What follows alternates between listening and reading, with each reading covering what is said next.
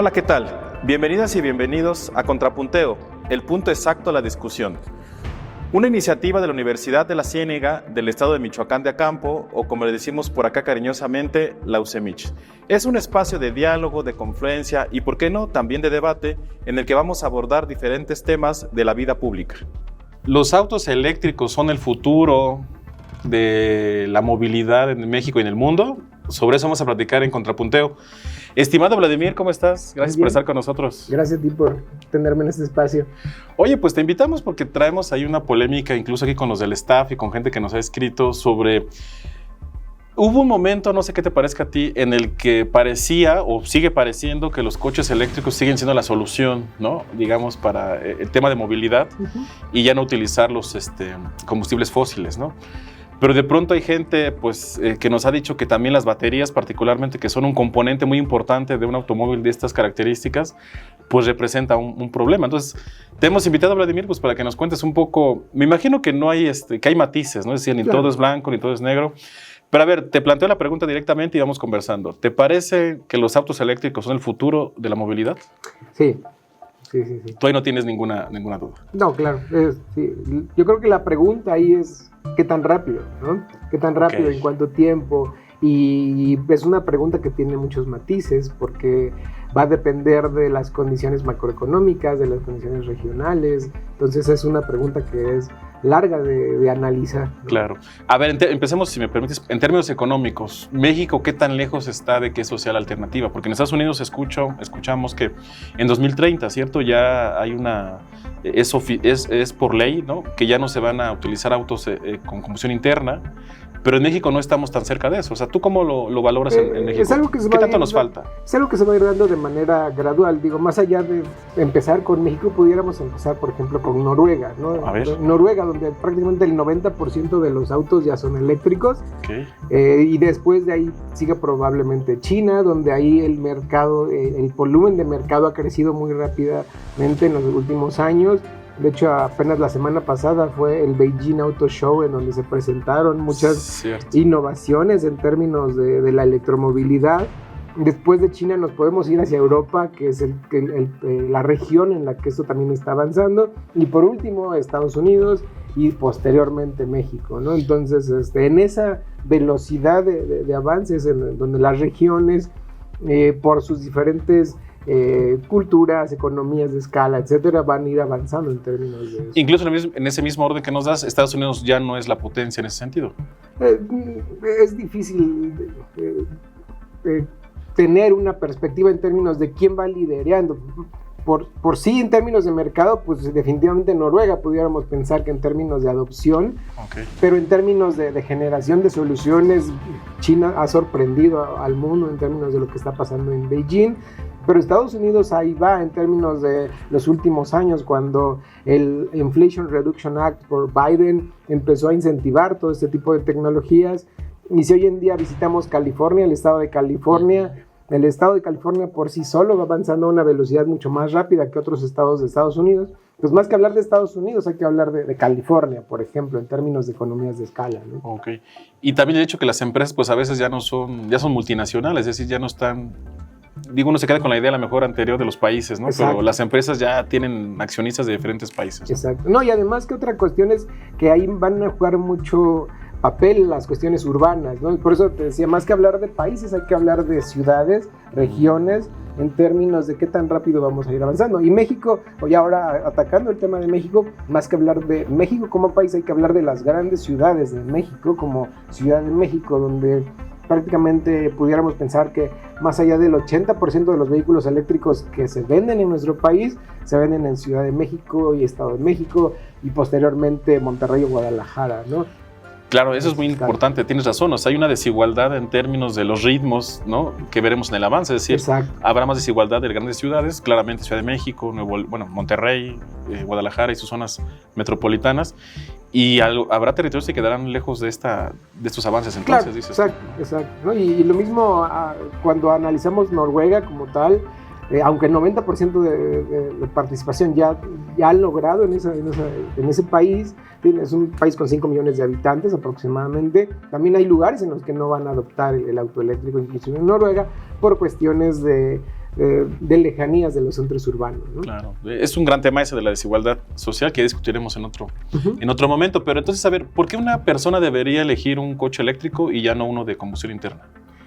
Más que el hecho de que la persona tome esas decisiones, van a ser unas decisiones en conjunto, ¿no? Por una parte sí el mercado de las personas buscando, y que mucho del móvil que se está tomando en términos de decisiones está siendo el costo por obvias razones, ¿no?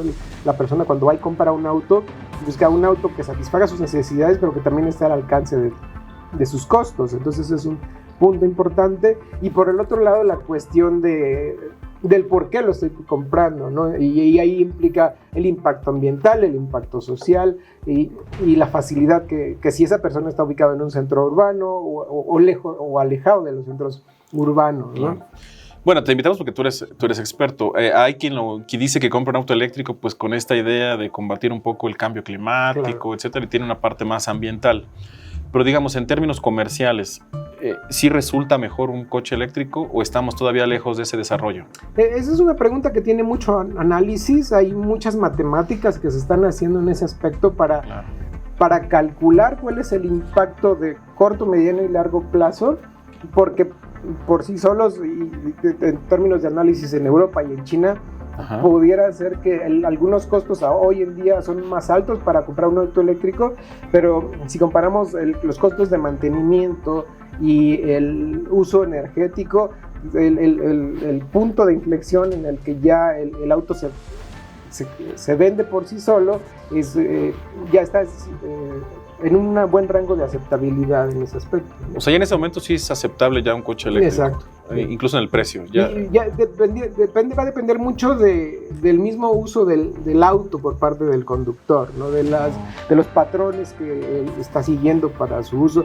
De nuevo, si es una zona urbana y lo utiliza dentro de la ciudad, es diferente a que si vive en el campo y entonces requiere más de uso de otro tipo de fuentes de energía. Claro, hay variables que hay que considerar. Exacto. Muy bien, Vladimir. Pues bueno, hay una pregunta que quiero hacerte. En términos de la transición de las baterías, ¿no? Como decíamos al principio, la batería es un elemento...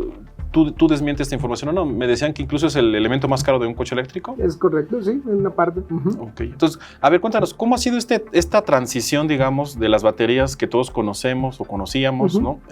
Ahora las baterías de litio que ya requieren, pues, condiciones muy distintas, ¿no? A ver, cuéntanos un poco de esa transición. Sí, claro, yo creo que esto no inició ayer, ¿no? Exacto. Yo creo que, todo el mundo que tiene acceso a un celular sabe que sus baterías son básicamente de litio. Exacto. Y que las baterías de litio surgieron a raíz pues hay de hecho un premio Nobel que ganó en términos del desarrollo de estas baterías de litio hace ya más de 20 años. Entonces estos desarrollos empezaron hace más de 20 años, sí, pero se empezaron a popularizar en términos de su densidad energética.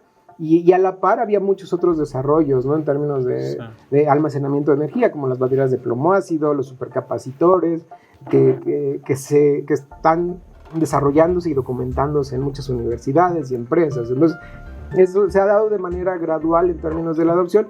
Posteriormente, la industria automotriz se dio cuenta de ese tipo de ventajas. Yo creo que Nissan Leaf es uno de los mejores ejemplos que ocurrieron hace alrededor de 10 años, 15 años en todo el mundo. Uh-huh. Y posteriormente, pues otras marcas que son muy conocidas, ¿no? Tesla inició y rompió como el mercado claro, a nivel mundial como disruptor, y pues a raíz de ahí empezó a popularizar más el branding y la idea de los autos eléctricos, ¿no? Okay. Y la batería de litio, pues ¿qué tanto es un mito y qué tanto es cierto? Claramente las baterías siempre se les achaca esta parte contaminante, ¿no? Es decir, la batería tiene un tiempo de vida, ¿cierto? Uh-huh. Y después de ese tiempo de vida, pues hay que desecharla, ¿no? ¿Tú crees cómo ocurre ese desechamiento? Es decir, ¿estamos listos para eso? ¿O estamos avanzando? Se está avanzando de manera gradual porque, uno de las líneas de investigación de muchos centros de investigación es, primero, entender cómo se les puede dar un segundo uso a esas baterías, una segunda vida se les conoce, sí, en términos de poder usar esas baterías para aplicaciones domésticas, para las casas, ¿no? Esa es una línea de investigación. Y la otra en el reciclaje, en el cual hay muchos desarrollos y patentes y startups que están trabajando tanto en China como en Europa, Estados Unidos, en cómo reciclar de manera fácil este tipo de baterías. Y más allá de eso, el reto principal, que ya hay también muchas tecnologías para hacerlo, es el reto energético y económico, ¿no? Al final de cuentas hay que ver cómo la electroquímica para hacer esta separación de los componentes de una batería puede aterrizarse y dársele el mejor uso, ¿no? Pero hay opciones muchas para este tipo de disposiciones de una manera adecuada de estas baterías, que además tengan un buen impacto ambiental y puedan dárseles el mejor uso, ¿no? O sea, tú dirías que no habría que preocuparnos porque después, tiempo después nos demos cuenta que eran unos contaminantes muy pues más fuertes de lo que pensábamos. Ajá. Hay que ocuparnos, ¿no? Digo, sí, es un punto a tomar en cuenta. Exacto, es un punto a considerar y yo creo que ya se está haciendo, ¿no? Los gobiernos, y de nuevo, esto no nació con el auto eléctrico, esto nació con los celulares. Sí, y hoy en día, pues muchos de los celulares, pues hay veces hay que cambiarlos cada 2 años, tienen baterías de litio. Las baterías de litio tienen minerales que son de interés, como el níquel, el cobalto, que a veces hay que conseguirlos de algunas regiones, a veces no están tan disponibles en algunos países o algunas regiones como en Europa, entonces claro, se buscan alternativas. Unas de esas alternativas interesantes que se están explorando son, por ejemplo, las baterías de estado sólido, las baterías de sodio, que ya son de mayor tiempo de vida, que tienen mejores alternativas, que son más amigables con el medio ambiente, ¿no? Como las baterías de sodio. Bueno, pues estamos llegando al punto exacto de la discusión. ¿A usted le gustan o no le gustan los coches eléctricos? ¿Se va a comprar uno próximamente o no? Cuéntenos ahí en los comentarios a este programa. Estimado Vladimir, pues bueno, permíteme preguntarte algo para ir cerrando. ¿Dirías tú que el litio en qué tanto está en el horizonte? Es decir, te escucho hablar incluso de otras opciones, otras alternativas. Y también entiendo que el litio pues, es finalmente un elemento natural, ¿no? Que en algún momento pues, también pues, terminará por acabarse, ¿no? En México tenemos ahí, en Sonora, ¿no? Fuentes importantes de litio. Bolivia es otro de los países muy famoso por el tema del litio. Pero tú, ¿cómo estás viendo en el horizonte? Es decir, el litio no va a ser la solución definitiva a nuestros problemas de energización, digamos. Va a haber una coexistencia. No va a haber un solo ganador, sino va a haber una coexistencia de tecnologías que van a estar al alcance y a la disponibilidad de la industria, ¿no? Litio es una solución que inició hace 30 años, es buena, ahí va a estar, tiene una densidad energética muy buena, sí, pero no va a ser la única, va a coexistir con muchas de las otras tecnologías que ya existen, ¿no? Como la de plomo ácido, como la de sodio, como los supercapacitores, claro, para que genere un arco iris de posibilidades para que, dependiendo de la aplicación, va a ser el tipo de tecnología que vamos a... Pero sí es una diferencia sustancial con el tema del petróleo entonces, ¿no? Antes teníamos solamente los combustibles fósiles y ahora tenemos esa variedad, ¿no? Eso creo que puede ser mejor que... Van a haber muchas alternativas, ¿no? Y inclusive pudiéramos hasta explorar, hablar no solamente de las tecnologías químicas de almacenamiento de energía, sino las tecnologías mecánicas, como almacenar energía mecánica en los tanques de agua, otras alternativas muy interesantes que la academia está explorando y que van a ser útiles para todo este tipo de transición energética que se va a vivir en las próximas décadas, claro, ¿no? Entonces, Vladimir, si alguien se quiere comprar un coche eléctrico, tú dirías, adelante. Claro, va a depender de muchas variables a analizar, pero no está negada, es una buena opción y más que decirlo yo, está documentado en muchos artículos. Y también es una tendencia que pues ya viene, ¿no? Que será irreversible, digamos. Bueno, Vladimir, muchas gracias por estar aquí con nosotros en Contrapunteo. Al contrario, muchas gracias a ti por tenerme aquí. Y ustedes pues ya saben, seguimos aquí dialogando. Hasta la próxima.